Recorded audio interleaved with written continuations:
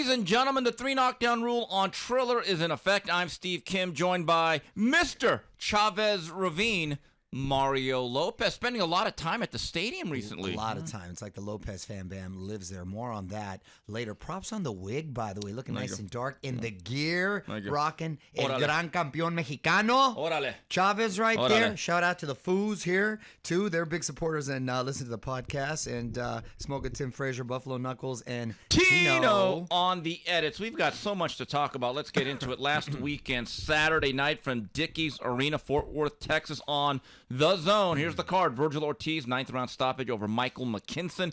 Blair the Flair Cobbs bounces back with a clear-cut 10-round decision over Mighty Mo Hooker, and also Beck the Bully and Marlon Esparza notch victories.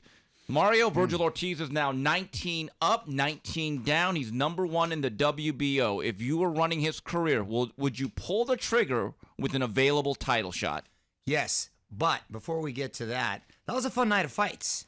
Right there. There was some fun knockouts, and shout out to Golden Boy for putting on a good card. I was actually a little concerned about Ortiz being able to make that weight because of the difficulties he had with his health struggles, but he looked just as good as ever. Sharp, quick. I've always loved his combination punching, and it seems like every shot is with power, but yet he's able to sustain that and continue at that pace, which is incredibly impressive.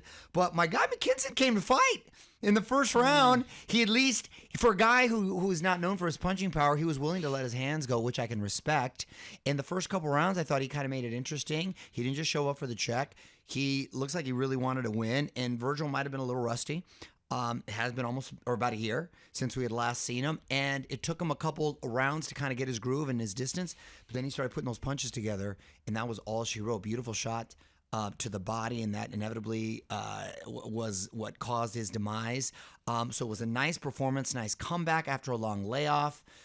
Again, the whole card I thought was pretty solid, but to answer your question, I feel he is ready to go to the next level. But then Kimster, there seems to be politics at play, and we don't know if that could come to fruition anytime soon. Yeah, and we'll talk about that a little bit later. Here's the thing. This fight was a cannon against a pop gun. Michael Mckinson, coming into this fight, had 22 wins, no defeats, only 2 knockouts. He was never going to be able to dissuade Vergil Ortiz. And unless you're a Sweet Pea Whitaker-level defensive fighter, it is hard to keep a guy off like Vergil Ortiz. And you're right, by the 4th, 5th round with the digging hooks and uppercuts, two-fisted attack, you started to figure out this is now a case of can Mckinson make it to the mid to late rounds. And I'll be honest, after that 8th round when he got knocked down, I wouldn't have let him out for the 9th. It's a brave corner. It's a very courageous corner because, look, if you have a fighter that has the eraser, and you still have that miracle punch in your back pocket, that's different. Send him out. He really didn't have that.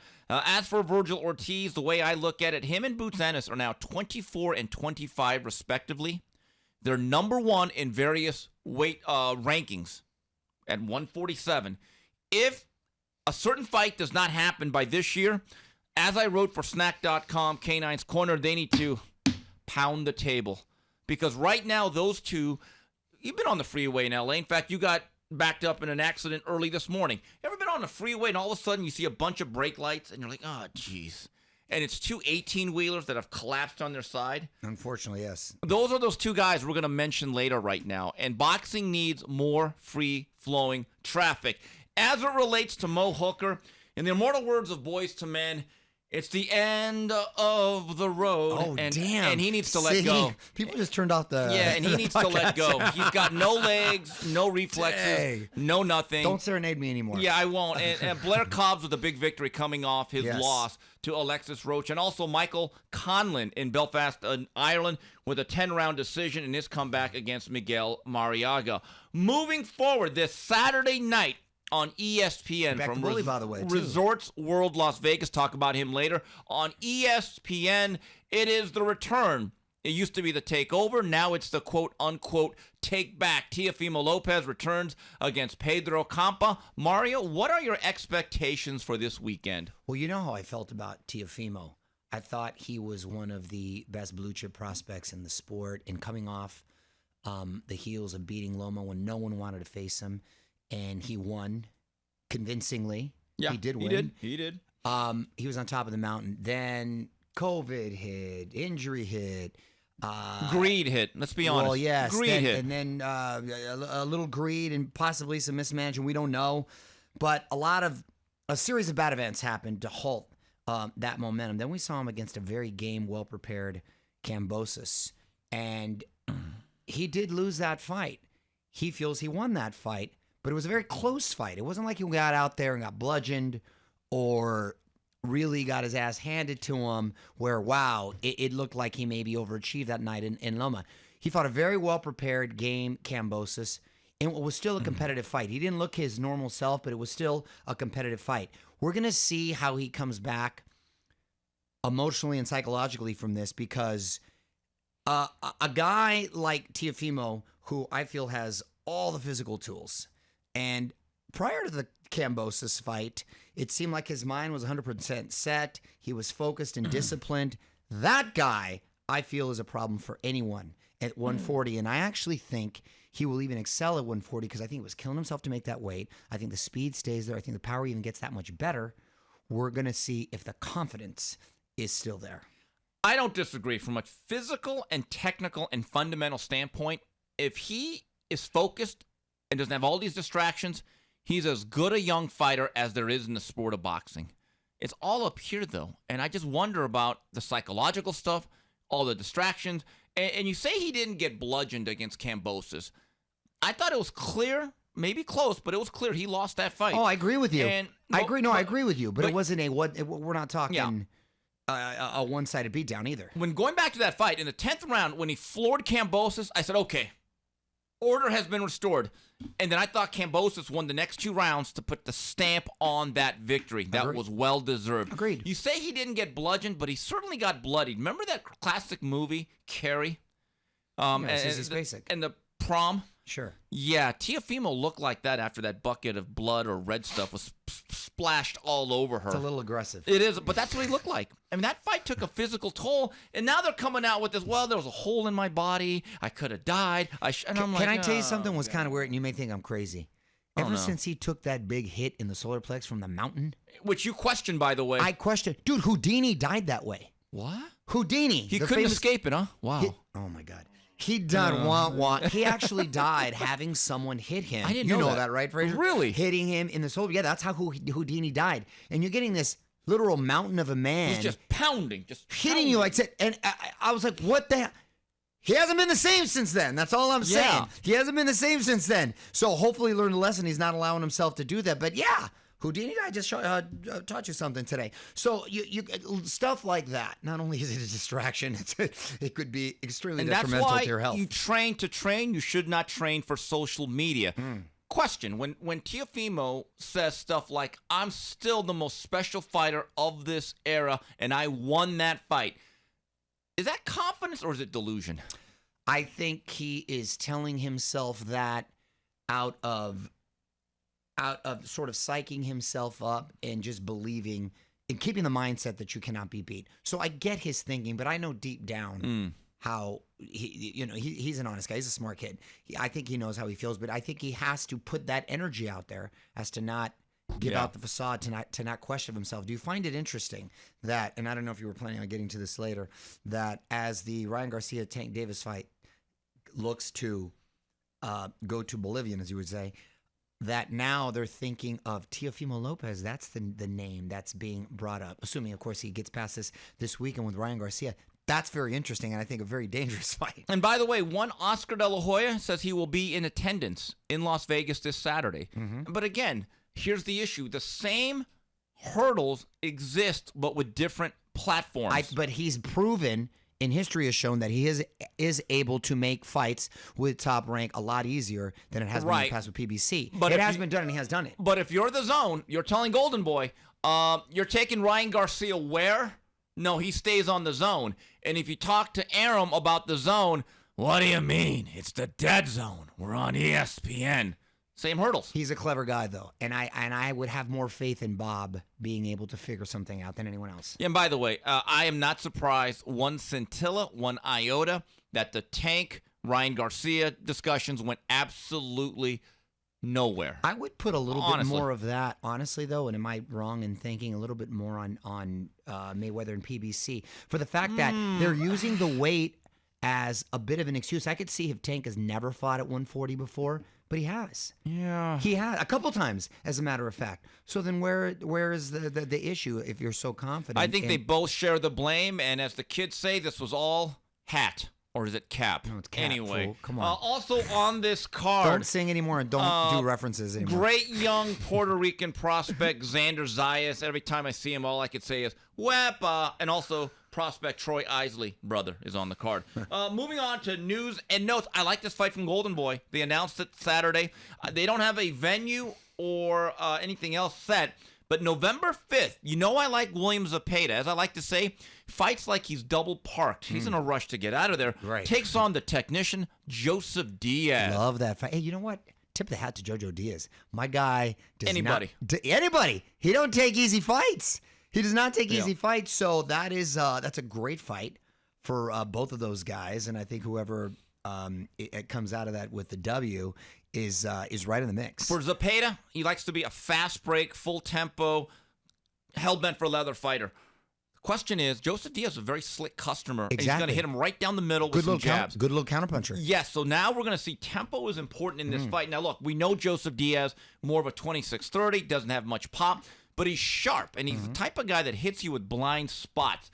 This is a really good fight. We're going to see if William Zepeda is a true contender at 135. Has location been named yet? No, it'll most likely be Southern California, though. That's what I figure. Also, Mike Coppinger, my old friend there at ESPN, he is reporting that it looks like on October 15th, it's the return of the Bomb Squad taking on Robert Helenius on pay-per-view from the Barclays That was Center. a quick hiatus.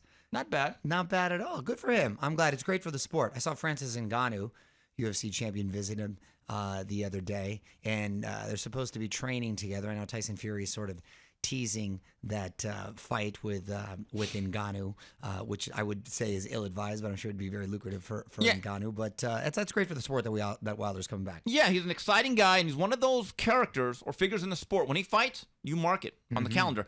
Speaking of Tyson Fury, the old Gypsy King, he says, I'm coming out of retirement. I'm going to fight Derek Chisora. Well, in the words of Kim Modi or LL Cool J, really, don't call it a comeback. He's been here for years. Yes, this is boy, that last fight in April, we've been yearning for his return.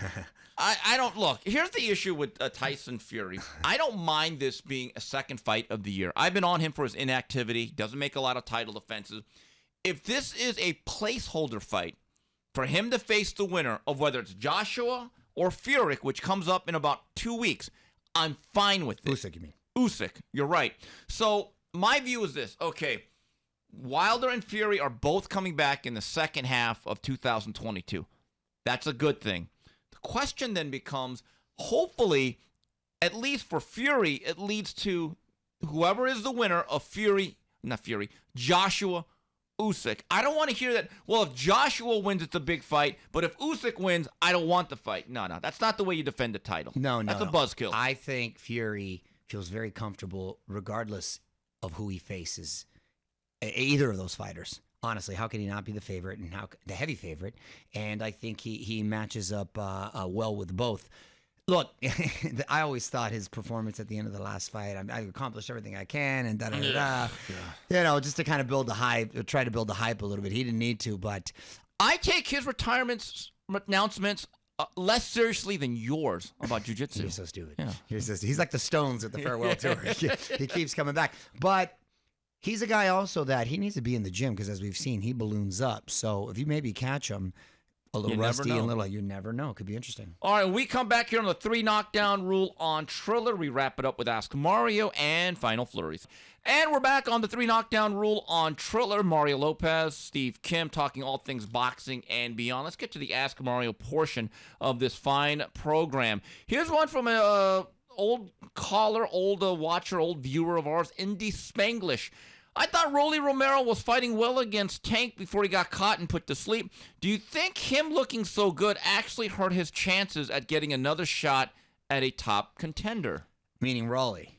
Yeah. Did he look that good? Well, Indy Spanglish, I agree with you. I actually thought he had moments and he is a heavy-handed guy. I don't know if it's discouraging other guys because he still has defensive lapses that I think people can take advantage of.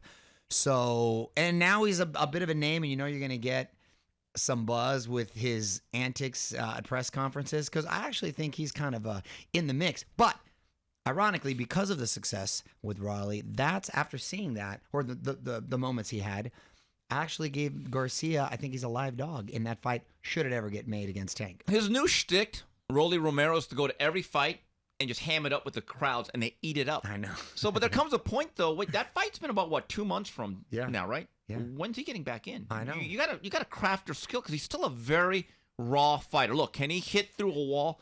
Yes, but technically he's a mess. He's a guy that needs to be busy. And quite frankly, I don't think there's a lot of fear of him. There's a lot of slick, well-schooled boxers that would love to face him knowing I can't trip up. But down the middle, look, Jackson Mariñez may have beaten him. So let's not act like this is Julian Jackson at 135. Here's one from Ricardo Hernandez. Did the Gardner Beck the Bully fought make it to work on Monday? Look, here's the problem. Here's the problem with Beck the Bully. They want to move him quickly, Vadim Kornilov and that whole management crew. Yeah. He's 10-1 now. But Mario, is he not the definition of high risk, low reward with the way he can thump? For his opponents, absolutely.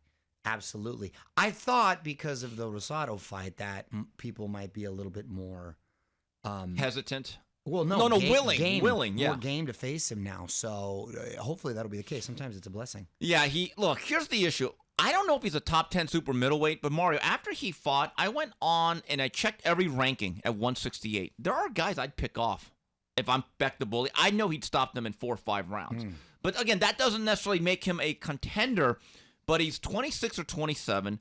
He's a little bit less reckless because he's always going to be a type of guy. He's going to charge in there. But that Rosado fight, I think, taught him, hey, guys are going to hit back here right down the middle, and my chin is not infallible, but I think he's had 3 victories now. Yeah. So whatever psychological scars there are, I think they may start to be healed. Right. Here's a question from Michael Geartree. Hey, did Ryan Garcia remember to film the Tank negotiations? Remember that? Well, the negotiations never took place, so how can he film them? Did you see Oscar De La Hoya on Friday? Well, he's out there in Fort Worth. He's telling everyone, "Oh yeah, talk's going well. We're calling, we're talking, talking." No. He said he's reaching out. And then all of a sudden Saturday, no one's coming back. So it's like New Edition, Mr. Telephone Man. There's something wrong with my line. Every time I call Leonard Ellerby, I get a click all the time. What the hell's going on? That was a good one. That was a good one. You like that one? I practiced that one. No, but there comes a point. You should have sang that one. Yeah. Mr. Telephone. Yeah, if Johnny Gill was Asian, it would have been me. Okay, but that was Ralph Tresvant, fool. That wasn't Johnny Gill. He wasn't with him. No, but Johnny Gill was the replacement for Bobby Brown. Yeah, I know, but he didn't sing Mr. Telephone Man. You know what? You are right about that. I know I'm right. Come on. But I thought this whole thing was a charade, but Ryan Garcia made it so plain, I'm not accepting any other opponent. Well, if that's the case, but if your opponent's not willing, then what are you going to do? He's done a lot before. Why is he so bold before a fight, but when it comes to making a fight, all of a sudden he just notice how these talks have just disappeared? They've just gone to the Bermuda Triangle. Look, I'm not privy to the details, but for one, I think the biggest issue was the weight, right? And I don't think he wants to make 135. I don't think he's capable of making it anymore. He was already killing himself, and he was a big kid at that weight. So if it's all about the weight, and really that's the only deciding factor. Well, that is a factor, but there's other things. Both guys think they're the A side. One guy says, well, I've done pay-per-views, and Oscar's saying you haven't done that many pay-per-views. And then, of course, Ryan's going to come back with, well, I have 18 billion Instagram followers. And what does that really mean? That doesn't mean anything. So, it means no fight. Anyway, all right, here's one from Derek Batista. Hey, Stephen Mario, Nonito Donaire, the Filipino Flash, said he would drop down to 115 and would like to face Chocolatito. What are your thoughts on that potential Hall of Fame matchup? Mario, I think you want him to retire, though, don't you? Didn't he sort of intimate he was going to retire? Donaire, not really. No, you did. Oh, I did. Yeah, you did. I thought he did. As a farewell fight, I don't hate that fight because I don't either. Chocolatito has got a lot of tread on those tires as well. Nonito's bigger. Yeah, he's a taller bigger fight. Ranger? That would be. I'm not opposed to that fight. If he's going to go out with one more, that one would not be a great. That one would be a great one to go out. I'd on. put the stamp of Yeah, approval on yeah, it. I that- kind of like it'd be a fun Me too, firefight. that would be a fun fight. And look, Nonito, he got blown out by a monster. No, but that guy, literally. That's literally. different. Yeah, of course. Got blown out by Godzilla, or whatever they say in Japan. Godzilla. Here's one from the only Sanch. Ask the Latino Jack LaLanne. Number one, how successful can a Lopez Garcia fight be? And two, will Oscar take the bubble wrap off his fighters already? Look, Lopez Garcia, I think, is a much more dangerous fight for Ryan than Tank Garcia. Do you agree? Yes, I do. I do. I really do. You're going up against a naturally bigger guy who's faced better opposition, who I actually think is. Put it this way: if Teofimo fought Tank, I'd favor Teofimo. Even right now. Even right now. Interesting. I think he's stronger in Tank and heavy-handed. I think he's more athletic, and I think he's just as fast, and he's a naturally bigger guy. And I think he's got a more impressive resume of the guys he's fought. Don't disagree. You know? So I think that's a dangerous I don't know if because of the judging on the one Kambosos fight, they think they see something, but I think that fight could have a lot of buzz. Yeah, and you'd still have to work it out. Here's a question You'd still have to work it out. from Jay Boogie. Mario, aside from Canelo, who is the best fighter you have sparred or trained with? Well, I've had the pleasure of sparring with a lot of greats. Canelo being one of them. Usher. Did spar with Usher when he was playing Sugar Ray Leonard. James Toney. Shane Mosley, De La Hoya, Terry Norris back in the day, like a lot of guys. Oh, Terry Norris. Yeah, that's my boy. Terrible He's T. from San Diego's great. One of the last guys to unify 154. Remember? Yes. Yeah, he was great. So I've had the pleasure of those guys are all Hall of Famers, right? Who drilled you the hardest? By accident, I'm James assuming. Toney. Really? Oh, he meant it then. James Toney, but And then he probably cussed at you too. Yeah. No, you ready to get your coat takes? I'm gonna make you bleed, boy. It's right there. But he was so cool. He hit me with a body shot one time. My whole body felt paralyzed, and it was just like a little counter. Like I threw like I don't know, my right was a little I threw a little too lazy or something. Left it out there, and he just with his inside shot, but he would always help afterwards. I love me some James Toney. Yep. So even though he hit me the hardest, but he's the best. Because he knows how to work with the guy. He knows how to work, and then he helps you afterwards. And when I had smokers and stuff, he'd always, how you feeling? He'd call, check up. I know he's like the toughest guy, but he's like one of the nicest guys, man. That's I love what that guy. people do not understand. You're better off sometimes sparring or working with a world champion 100%. rather than a novice. Of course. Because those guys know how to work. Well, they know how to work. They're so defensively sound. You're not going to do anything. They take care of you. They're going to take care of you, and they know you're not going to be threatening to them at all. And they know they have nothing to prove, obviously. Yep. And so, of course, look, it's the novices, the ones that are going to. They don't know how to hold back. They don't. Well, no, it's not even the holding back. Sometimes there's flying elbows. Yeah. Sometimes punches from like weird angles because they don't know what they're doing exactly. So yeah, all day I'll take the guys that know what they're doing. Oh, here's one from Mr. Montero on boxing. Michael Montero, good friend of the program. Mario, are you at the point where most of us regarding Spence versus Bud that we're pretty much over it and ready to welcome in the new school at welterweight, Boots, Virgil, etc.? Or are you just as excited to see Spence versus Crawford this fall, hopefully, as you've always been? Well, I'm hoping the rumors are true that they're getting close, whatever that means. They've been getting close for 4 months. I know. Just like in The Godfather, he goes, well, he's getting close to dying. He's been dying for 10 years. Yeah. So, you have kids? Are we there yet? Yeah, right. Exactly. Are we there yet? Well, No. and again, you know me, I'm the eternal optimist. Yeah. So if they're able to pull it off, I'm hearing November, possibly. Which means they have a deadline till September. Right. I don't know. I didn't understand the panic. There was no need to announce this fight 3-4 months in between. I've told everyone, if September 1st we don't have a deal, then you panic. Then we panic. Yeah. I agree. If it comes to fruition, yes, that's the number one fight I want to see. For some reason it doesn't, then like we discussed earlier. Turn page. Then I think you need to turn the page, and then Boots and Virgil should. I would love to see Boots and Crawford and Virgil and Spence. Yeah, pound the table. Yes, pound exactly. the table. And then inevitably, Boots and Virgil are the new sort of second coming of leaders of the Crawford new school and Spence. But hopefully it could all work out. In my view, if they make this fight in 2022, they have hit the sell-by date. It's not spoiled milk. Mm-hmm. Now, if they don't, and again, I have no inside information on it. I don't care enough whether it happens or not. My life's going to move on. But if this fight does not come to fruition, it is a black blight on boxing. It is right up there with Lennox Lewis and Riddick Bowe not fighting. Like I said, I think last week, every week we are spoiled if you're a UFC fan and you get Crawford, Spence every week. They just announced Adesanya fighting Prochera, the guy, that Brazilian dude who knocked him out and beat him twice in kickboxing, and now they sort of fast track that, and they made him the number one contender. They're gonna fight. Dude, people are trying. It's like we literally are spoiled as MMA fans to be getting Mayweather, Pacquiao, Spence, Crawford, those types of fights every week. Yeah. Mario, going back to Sanchez's question, we didn't answer it. Will Oscar take the bubble wrap off his fighters? Let me just say this with Golden Boy. They have Ryan Garcia, they have Jaime Munguia, and Gilberto Ramirez. We have talked at length about which fights they should be taking in the fall. Zurdo Ramirez is getting that's getting with Bivol. With Bivol, that's okay. Come on, can't ask for anything Thumbs else. up. Thumbs up. With Ryan Garcia, let's see what he does. And then with Jaime Munguia, it's time. It's time. It's time. I mean, Munguia, you know I'm a big Munguia fan. Oh, I know. Well, and I think he wants to as well, too. So I think, look, if they're able to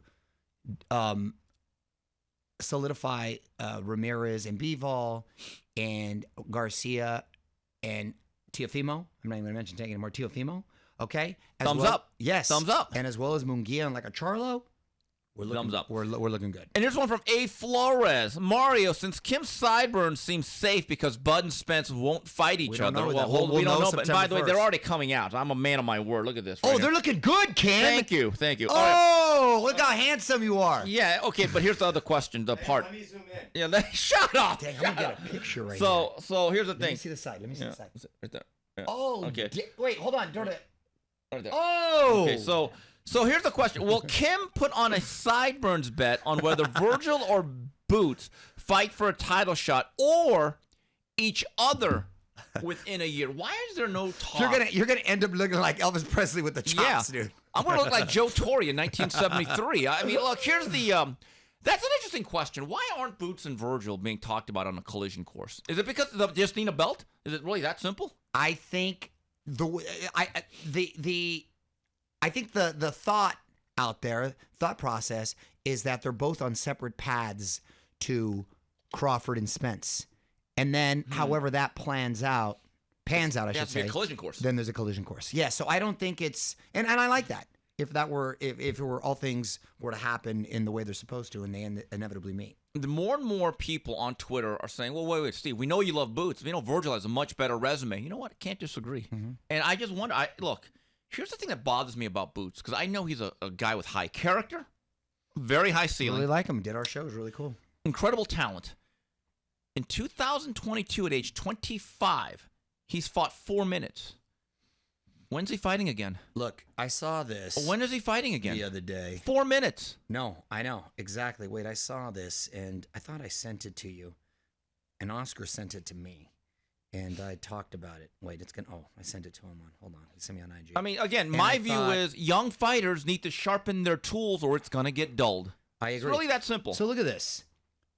They were comparing Oscar and Ryan at the same age, 23. They were both 23-0. Oscar had 20 knockouts, Ryan 19. But Oscar had 4 belts already, Ryan none, and 11 world title fights. Look at the contrast there. Send me that again. We got to put that up there. Yeah, I mean, you know what I mean? Is that well? You can't compare eras. That era was the last quote unquote real era. My guy had boxing. 11 title fights already at the same age, right? So it's come on, you can't. That's a whole. You know how old Trinidad and De La Hoya were when they faced each other in 1999? I was at that fight. They were each 26. Look at that. When Ray Leonard fight of the millennium, they were calling it. Remember? Yeah, that would have bust. That was though. Ray Leonard and Tommy Hearns when they fought. But they faced each other, yeah. and they were undefeated, and they both faced each other. Ray Leonard and Tommy Hearns were basically 25 and 23. Look at that. What the hell are we waiting for? That's what I'm saying. That's telling, though, huh? Yes, very. Moving on to final flurries, Mario.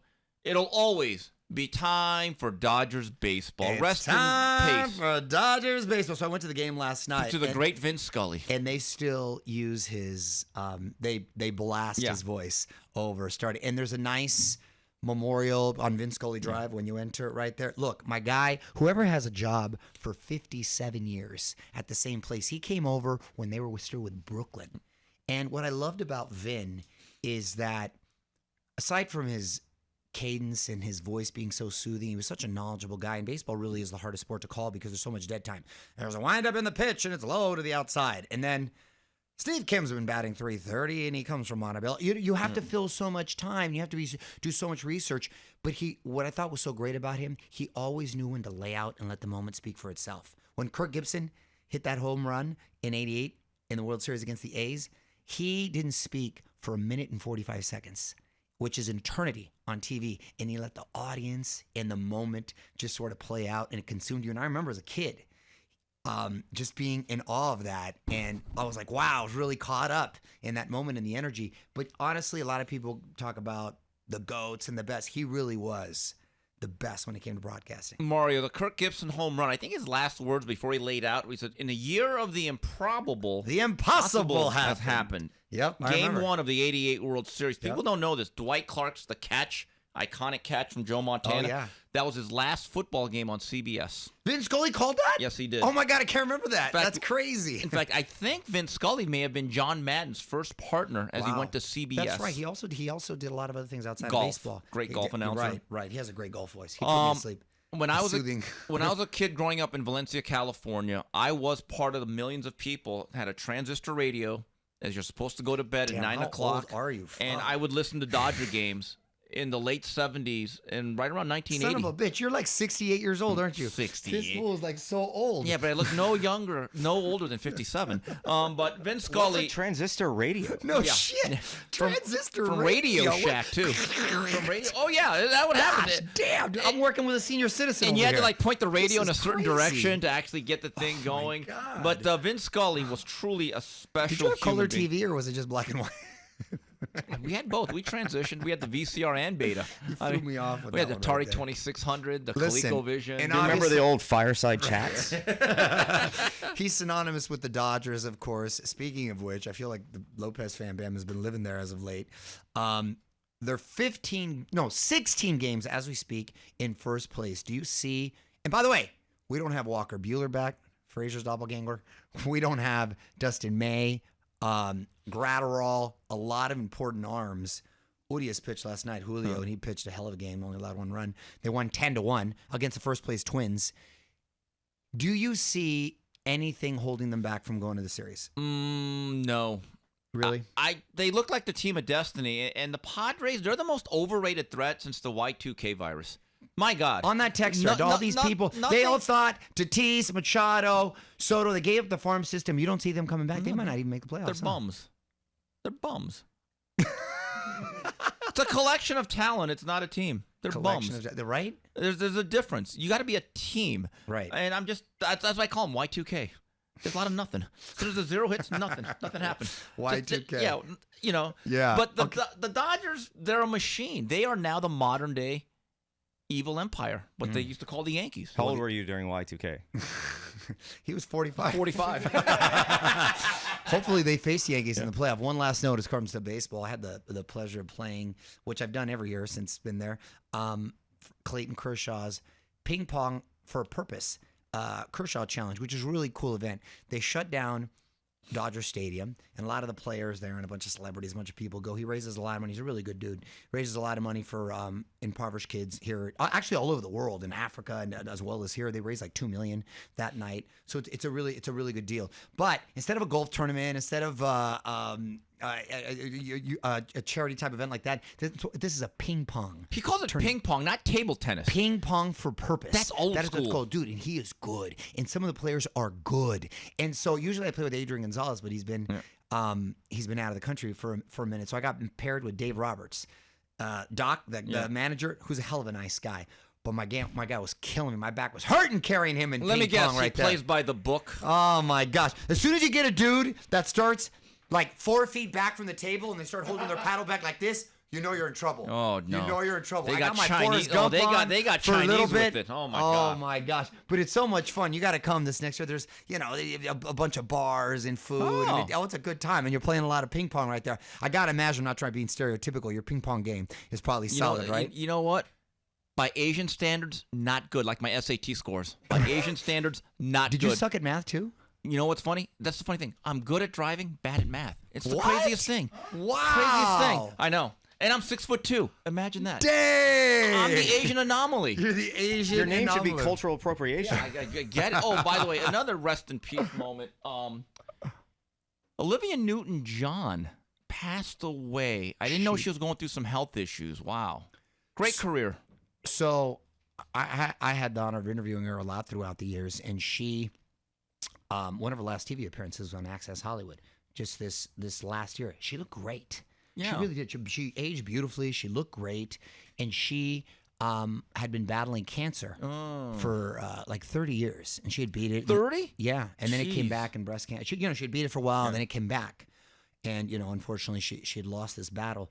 But dude, she had outside professionally, she had a huge career, a bunch of hits before Grease, and obviously with Xanadu. For some reason, I remember Physical. The song First was music video I can recall, and I just thought it was about exercise. no, that's what I saw. As I got a was little telling older, you- I was yeah. like, oh. Yeah, no, I that get it, that I video, get it that video now. was getting me like she was hot, and I was kind of going through like what I was supposed to be feeling at that age. Got a funny feeling down here. You know Yeah, exactly. I I'm get like, it. what's going on? Why am I feeling like this? You're physical. Mario told us yesterday it made him feel a special kind of way. Yeah, some kind of way. You're not It the only did. one. It did. Yeah, I'm not the only one. We're about You mean down under? Yeah. Oh God. Oh God. But dude, the trippiest thing as a side note, did you know her husband faked his own death to try to I don't know if just to not to divorce or get the insurance. I think a lot of husbands want to do that. They faked his own death tell. and they found him in Sayulita, Mexico. Is that a wild story? Like years later, she had a burial and everything. Then they ended up finding the dude. Man, Were you aware of that? No. Isn't that crazy? Because I thought I had a random fact. Well, didn't she create that clothing line, Koala Blue? I don't know. Did she? Yeah, I think she did. And how do you know that? all the Asian girls at Montebello High School would wear that at least once a week. Someone check that. Also, Koala Blue. Koala. It's right up there with Genera and Guess and all that stuff. All the park cardigan sweaters. Oh, by the way, happy birthday to America's and the most famous beagle in the world, Snoopy. He loves Snoopy. I love Snoopy. How old is Snoopy? Not as older than I am, because he's been around a while. How old, do we know how old movie- he is? We don't know how old he is. Here's an interesting 70. You guys about the same age? in dog years. And the other thing is about Snoopy. First movie I can recall watching on TV was Snoopy Come Home. Very sad story. Charlie Brown meets him at remember the that one. Daisy Hill puppy farm, and so he adopts Snoopy. But then all of a sudden, a little redhead girl says, "Wait, Snoopy's really my dog." So Snoopy has this party, and everyone's crying.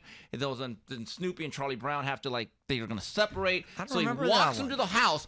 But when he gets to the girl's house, the sign says "No dogs allowed." So Snoopy came back, A lot of triumphant singing return. today. I like it a lot. Yeah, It's like a wah, wah, musical. wah, wah. Yeah. Yeah. So it was a great movie. The only one I remember was the Charlie Brown, not the Christmas or did Charlie Brown have? Oh, that's a great one. It's a great Christmas Charlie That's Brown. a great right? one. Yeah, that's the one I remember. I mean, dun dun dun dun dun dun. That has me Yeah. crip walking every year. It's a Yeah. great movie. Yeah. Great movie. They have an Easter special. Exactly. They had Flash Beagle. You're Yeah. a winner, Charlie Brown. By the way, the movie I thought was actually pretty good.